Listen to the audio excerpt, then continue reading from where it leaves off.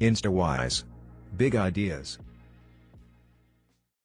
1% of the people in the general population have the overwhelming amount of money, and 1/10 of that 1% has almost all of that, right? So I think it's like the richest 100 people in the world have as much money as the bottom 2.5 billion.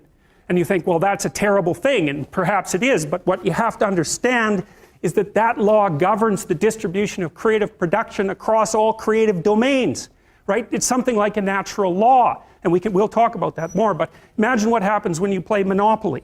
You've all played Monopoly. What happens when you play Monopoly? One person ends up with all the money, all right? Then you play another game of Monopoly. What happens? One person ends up with all the money. It's actually the inevitable consequence of multiple trades that are conducted randomly. So if you take 1,000 people and you get them to play a trading game, you each give them $100, say, or $10, and they have to trade with another person by flipping a coin. I win the coin toss, you give me $1, you win, I give you $1. If we all play that long enough, one person will end up with all the money and everyone else will end up with zero.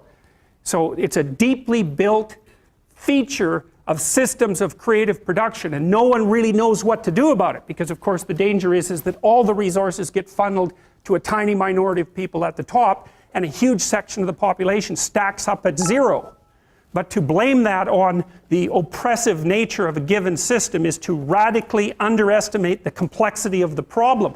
No one actually knows how to effectively shovel resources from the minority that controls almost everything to the majority that has almost nothing in any consistent way, because as you shovel money down, it tends to move right back up, and it's a big problem. Anyways, the reason I'm telling you about that is because after the peasants were granted their land and started to become farmers, a tiny minority of them became extremely successful, and those people produced almost all of the food for Russia and the Ukraine. So what happened in the 1920s when bloody Lenin came along and collectivized the farms was that they defined the kulaks, who were these tiny minority of successful farmers who maybe had a brick house and were able to hire a couple of people and had some land and some livestock and were very productive people.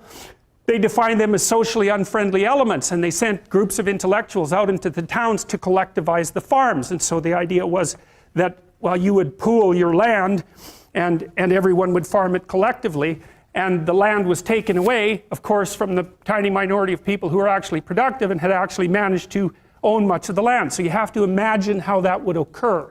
Okay, so it's in the 1920s, it's after World War I, Russia's in pretty bad shape, the villages are full of brutalized men who have post-traumatic stress disorder, and lots of people who are not doing well at all, and the bloody intellectuals come into the town and they say, you know those successful farmers up the street that you've always been pretty jealous about in your useless manner? Well, they're actually pigs and demons who are stealing from you, so why don't you come out, we'll form a nice little mob and we'll take everything they've got. And that's exactly what happened, and all those people were killed or raped or set off to Siberia in the middle of the bloody winter where there wasn't even anything for them anywhere for them to live or anything for them to eat, so they all died. And then the consequence of that was a few years later, 6 million people starved to death in the Ukraine. One of the things that you'll find if you look at creative production in any domain, it doesn't matter, artistic domain, food production, novels written, novels sold, money generated, number of companies generated, number of goals scored in hockey, etc.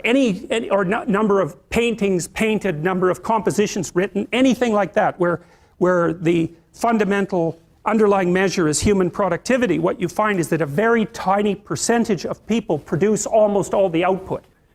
So that means if you have 10 employees, 3 of them do half the work, but if you have 10,000 employees, 100 of them do half the work. Right? It's a very, very vicious statistic. And you won't learn about that in psychology for reasons I have no idea about. If you like this video, I recommend you to read this book. Get the book, link in the description below.